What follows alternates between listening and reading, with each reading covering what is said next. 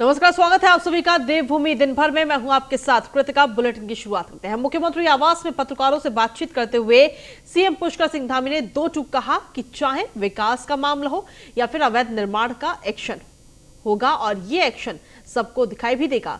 सरकार पारदर्शिता के साथ एक मिसाल पेश करने जा रही है। विकास का मामला हो या अवैध निर्माण का मामला हो, अब उत्तराखंड में ऐसा समय आ गया कि जहां निर्णय होंगे और निर्णय धड़ाधड़ होंगे। उस पर कोई रुकावट नहीं होगी किसी के कारण से। जो अच्छे निर्णय हैं उन पर कोई रोक नहीं लगेगी। तुरंत तत्कालिक रूप से निर्णय लिए जाए। वहीं विधानसभा में बैकडोर से हुई भर्ती निरस्त मामले में मुख्यमंत्री पुष्कर सिंह धामी का कहना है कि बैकडोर से हुई जो भर्तियां निरस्त हुई हैं, अब उन्हें पारदर्शिता के साथ में दोबारा से कराया जाएगा।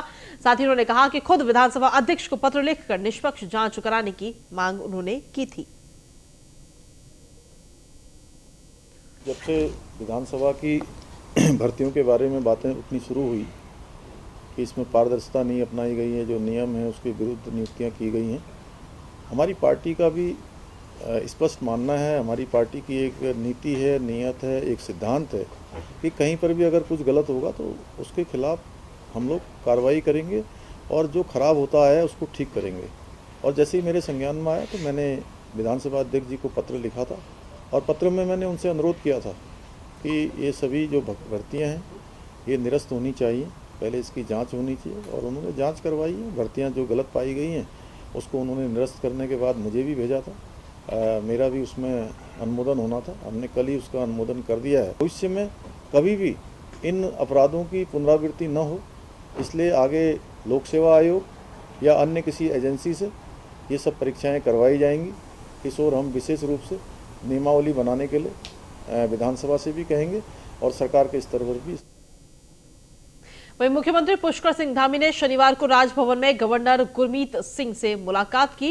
मुख्यमंत्री ने कहा कि वो समय समय पर राज्यपाल से मिलने जाते रहते हैं और राज्य में बीते दिनों जो कुछ प्रमुख घटनाएं हुई हैं उनकी वो जानकारी देने के लिए राज्यपाल के पास में गए थे। से अक्सर मिलने जाता हूं क्योंकि 2-3 घटनाएं यहाँ पर हुई हैं। तो राज्यपाल जी हम लोगों के संरक्षक हैं, हमारी संवैधानिक संस्था के हेड हैं, तो उनको सारी जानकारी है।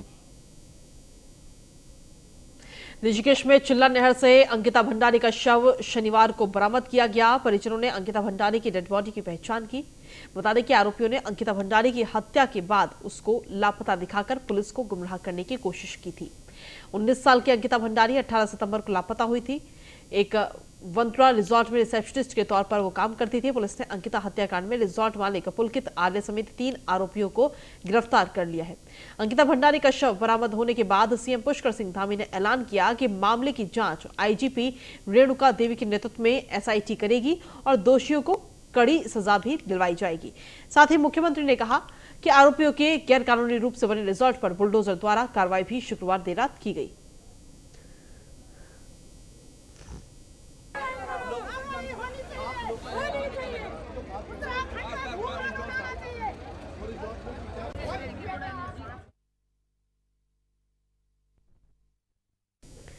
तो ये 6 तस्वीरें आपको दिखा रहे हैं जिस तरीके से अंकिता की हत्या की गई है। फिलहाल अभी तीनों आरोपियों को गिरफ्तार कर लिया गया है। पहली तस्वीर में आप देख रहे हैं अंकिता भंडारी की फोटो। दूसरी तस्वीर में आपको दिखा रहे हैं जिस आरोपी को, जो मुख्य आरोपी है इस पूरी हत्याकांड का, उसकी फोटो आपको दिखा रहे हैं। तीसरी तस्वीर आप देख रहे हैं रिजॉर्ट पर जब बुलडोजर के द्वारा कार्रवाई की गई। चौथी तस्वीर में आपको दिखा रहे हैं आरोपी की पिटाई जब की गई, जब उसे कोर्ट में पेश किया जा रहा था तो उसी दौरान वहां की जो जनता थी वहां उसने काफी पिटाई की। पांचवी तस्वीर में आपको दिखा रहे हैं जहां पर डेड बॉडी पाई गई है। और छठी तस्वीर आप देख रहे हैं किस तरीके से बवाल लगातार देखने को मिल रहा है इस पूरे हत्याकांड को लेकर।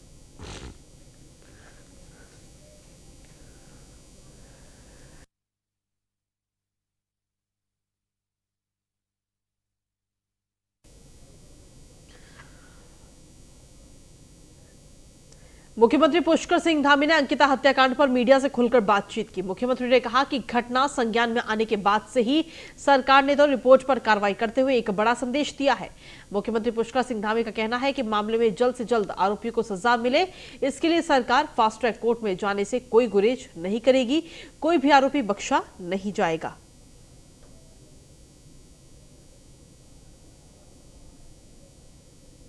देखिए, उत्तराखंड की सरकार, उत्तराखंड का प्रशासन, चूँकि जैसे ही ये घटना हुई है, ये घटना बहुत दुखद है।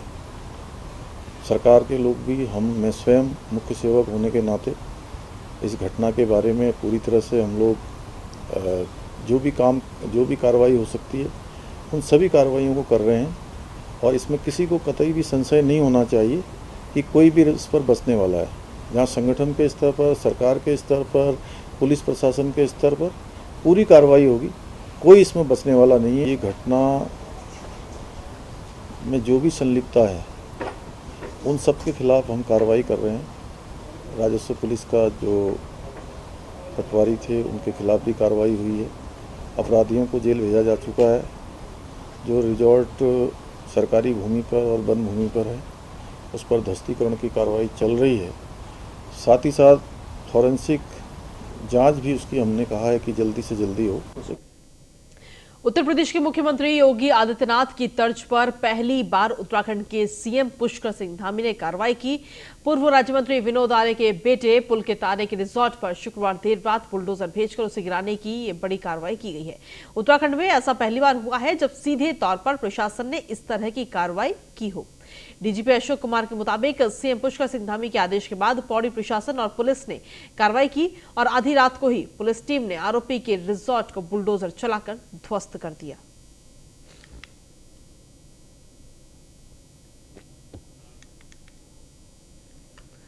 अंकिता भंडारी का शव पोस्टमार्टम करने के बाद एम्स प्रशासन ने पुलिस की मौजूदगी में परिजनों को सौंप दिया है। परिजन जिला प्रशासन के सहयोग से शव को लेकर श्रीनगर की ओर रवाना हो गए हैं। वहीं आपको बता दें कि पोस्टमार्टम के दौरान एम्स में कांग्रेसियों के नेतृत्व में लोगों ने जमकर हंगामा किया।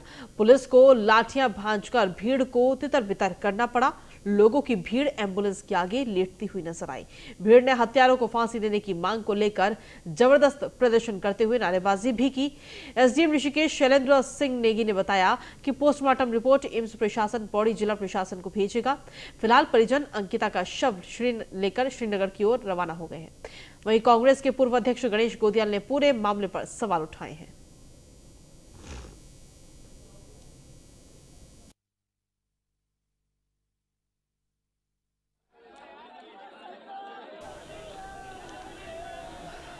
अंकिता भंडारी के शव को लेकर ये तस्वीरें भी इस वक्त आपको दिखा रहे हैं। शव सौंपने के दौरान भीड़ ने काफी वहां पर हंगामा किया है। अंकिता भंडारी हत्याकांड में मुख्यमंत्री पुष्कर सिंह धामी ने बड़ा एक्शन लेते हुए मुख्य आरोपी पुलकित आर्य के भाई अंकित आर्य को पिछड़ा वर्ग आयोग के उपाध्यक्ष पद से हटा दिया है। इसके साथ ही बीजेपी ने पुलकित आर्य के पिता विनोद आर्य और भाई अंकित आर्य को पार्टी से भी निकाल दिया है।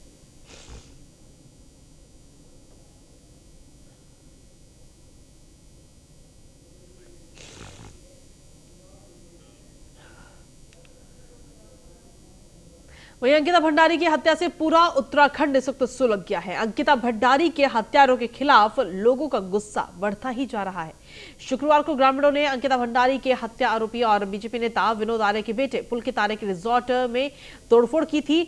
शनिवार को भी लोगों का गुस्सा शांत नहीं हुआ। स्थानीय लोगों ने रिजॉर्ट के पीछे बनी पुलकित आर्य की फैक्ट्री में आग लगा दी। आपको बता दें कि शुक्रवार को जब पुलिस ने आरोपियों को गिरफ्तार किया था तो उस समय भी लोगों ने उनके साथ मारपीट की। पुलिस ने बड़ी मुश्किल से तीनों आरोपियों को बचाया था।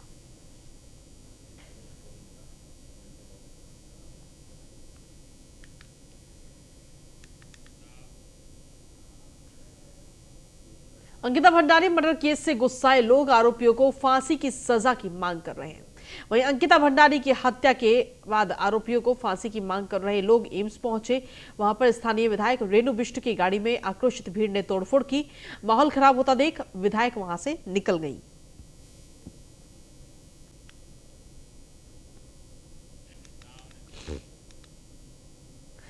सीएम धामी के आदेशों पर नैनीताल जिला प्रशासन की तरफ से बड़ी कार्रवाई की गई। नैनीताल मुक्तेश्वर इलाके में बने 5 रिजॉर्ट सीज कर दिए गए। जिलाधिकारी धीरज गबराल के आदेशों पर सीज किए गए हैं। धाराचुरी नैनीताल में 5 गेस्ट हाउस और रिजॉर्ट भी सील किए गए हैं।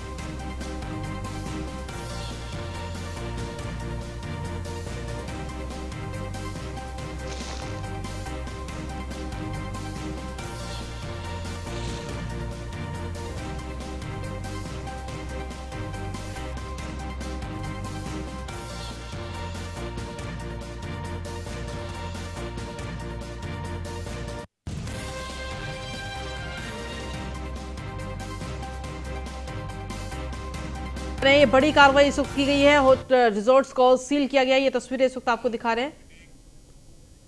अंकिता भंडारी हत्याकांड पर उत्तराखंड की स्पीकर रितु खंडूरी ने गहरा शोक व्यक्त किया। स्पीकर ने कहा कि मानवता को शर्मसार करने वाली ये घटना हृदय विदारक है। ऐसे में इस केस में फास्ट ट्रैकिंग कार्रवाई होगी और विधानसभा अध्यक्ष ने कहा है कि प्रदेश सरकार और वो खुद बेटी के परिवारजनों के साथ हैं। दोषियों को सजा देकर न्याय जरूर मिलेगा। स्पीकर ने राजस्व पुलिस की व्यवस्था को समाप्त कर सामान्य पुलिस थाना चौकी स्थापित करने के लिए मुख्यमंत्री पुष्कर सिंह धामी को पत्र लिखा है। साथ ही इस विषय पर शीघ्र आदेश जारी करने का भी आग्रह किया है। 4-5 दिन से ये मामला चल रहा था और डीएम पौड़ी, एसएसपी पौड़ी से और एसडीएम कोटद्वार जो इंचार्ज यमकेश्वर भी हैं, मेरी लगातार उनसे बातचीत चल रही थी और बहुत दुखद है कि एक नौजवान बेटी उत्तराखंड में खोई है और इस सिचुएशन में खोई है। बहुत ही दुखद है और कड़ाई से निर्णय होने चाहिए, फास्ट ट्रैकिंग होनी चाहिए ताकि जो कल्प्रिट है उसको सख्त से सख्त सज़ा मिलनी चाहिए। उत्तराखंड का समाज इसको बर्दाश्त नहीं करेगा। उत्तराखंड की ये संस्कार नहीं है और मैं इसी कॉन्टेक्स्ट में कहना चाहूँगी, हमें सोचना होगा कि रेवेन्यू पुलिस अब कितनी इफेक्टिव है इस प्रदेश में। क्या पुलिसिंग अब हमें पुलिस पर छोड़ देनी चाहिए कि नहीं। दूसरा, भू कानून को इतना कड़ा कर दिया जाए कि बाहर के लोग जो आ रहे हैं यहाँ उन पर रोक हो और रिजॉर्ट्स बन रहे हैं, कौन आके बना रहे हैं, क्या हो रहा है पता नहीं चल रहा है। इसलिए कुछ ना कुछ स्ट्रिक्ट निर्णय लेने की ज़रूरत है और जहाँ तक ये जो अंकिता के साथ हुआ है, मैं चाहूँगी कि इसमें फास्ट ट्रैक के कोर्ट्स हों और कड़ी से कड़ी सजा कल्प्रिट्स को दी जाए। पौड़ी की बेटी अंकिता भंडारी को न्याय दिलाने के लिए लोग सड़कों पर उतर रहे हैं। आक्रोशित शहर के लोगों ने सिर्फ सड़कों पर जाम लगाया बल्कि दुकानें भी बंद रखी। गुस्साए लोगों ने हत्याकांड में शामिल आरोपियों को फांसी की सजा दिलाए जाने की मांग उठाई है। कि जिस तरह से ये बोलते हैं कि बेटी पढ़ाओ बेटी बचाओ, तो इस कार्यक्रम में हम ये बताना चाह रहे हैं कि ये एक बेटी के साथ बहुत ही गलत हुआ है और जिस तरीके से सभी यहाँ पे खड़े हो रखे हैं और मांग कर रहे हैं कि एक बेटी के साथ ऐसा नहीं होना चाहिए। हम उसके लिए जस्टिस चाहते हैं। जो उसके दुष्कर्मी थे, जिन्होंने उसके साथ ऐसे गलत काम किया है, उनको फांसी दी जाए। राज्य सरकार से सिर्फ हम यही निवेदन करते हैं कि हमें जान के बदले जान चाहिए और अंकिता के हत्यारों को फांसी चाहिए। जैसे शुरुआत में जो हालात थे, जैसे कि अंकिता के पिता ने बताया कि पटवारी द्वारा उसका बिल्कुल साथ नहीं दिया गया और पटवारी द्वारा इस पर लाग लपेट करते हुए इस केस को उलझाया गया था। लेकिन उसके बाद जब मीडिया से दबाव बना, स्थानीय लोगों के कारण दबाव बना, उसके बाद जो ये रेगुलर पुलिस को जांच गई और उसके बाद आरोपी गिरफ्तार हुए। और उसके से पहले जैसे कि देखने में आ रहा था कि जो राज्य मंत्री खुद मीडिया में बयान देता है कि मेरा बेटा इसमें संलिप्त नहीं है और अंततः वही आरोपी पाया जाता है। पौड़ी की जनता है, उसकी यही मांग है कि इन लोगों को फांसी की सजा दी जाए, जिससे कि आने वाले समय में कोई भी व्यक्ति इस तरह का कुकृत्य करने से पहले। अंकिता भंडारी हत्या मामले को लेकर लोगों में जबरदस्त आक्रोश है। हर तरफ आरोपियों पर सख्त कार्रवाई की मांग उठ रही है। हरिद्वार में कांग्रेस कार्यकर्ताओं ने चंद्राचार्य चौक पर विरोध प्रदर्शन कर उत्तराखंड सरकार का पुतला फूंका। इस दौरान कांग्रेस ने मांग की है कि अंकिता के हत्यारों को फांसी की सजा होनी चाहिए।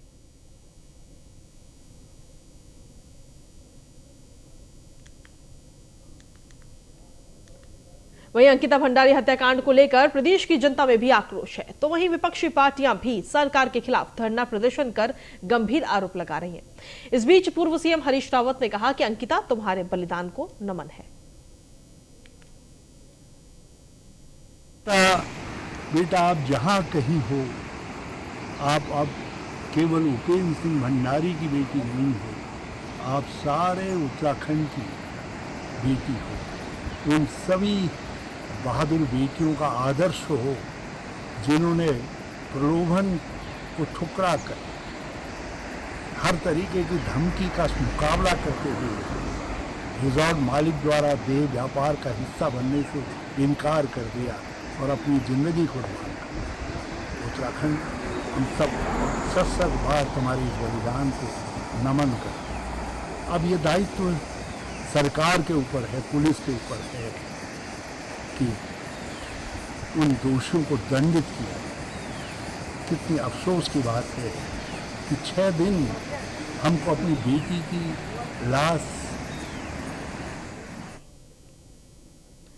वहीं उत्तराखंड में अंकिता भंडारी हत्याकांड मामले में सियासत अब गर्मा गई है। कांग्रेस ने इस हत्याकांड पर प्रदेश भर में विरोध प्रदर्शन किया। देहरादून में एसले हॉल चौक पर भी कांग्रेस ने धामी सरकार का पुतला दहन कर सरकार के खिलाफ जमकर नारेबाजी की। कांग्रेस नेताओं ने राज्य सरकार पर साक्ष्य मिटाने का भी आरोप लगाया है। प्रदर्शन के माध्यम से हम सरकार को बताना चाहते हैं कि आपको नैतिकता के आधार पे पूरे मंत्रिमंडल के साथ मुख्यमंत्री को इस्तीफा दे देना चाहिए। वो एविडेंस को मिटा रहे हैं और राष्ट्रीय स्वयंसेवक का और भारतीय जनता पार्टी का चेहरा है जो दिखाई दे रहा है। एक बेटी के साथ अन्याय हो रहा है, हमें न्याय चाहिए उस बेटी के लिए। और जितने अपराधी हैं, बलात्कारी हैं, जो यौन शोषण करते हैं महिलाओं का, इन सबको फांसी पे चढ़ाया जाए। फास्ट ट्रैक कोर्ट के माध्यम से जल्दी केस को अंतिम छोर तक पहुंचाया जाए। हमारे उत्तराखंड में एक बेटी के साथ इतना बुरा, इतना मतलब मैं बयां भी नहीं कर सकती, क्योंकि मैं भी एक माँ हूँ, मेरी भी 2 बेटियां हैं। और किस तरीके से उस बेटी की इन्होंने हत्या कर डाली है और मुकरा जा रहा था कि हमें नहीं पता और हमने ये सब नहीं किया है।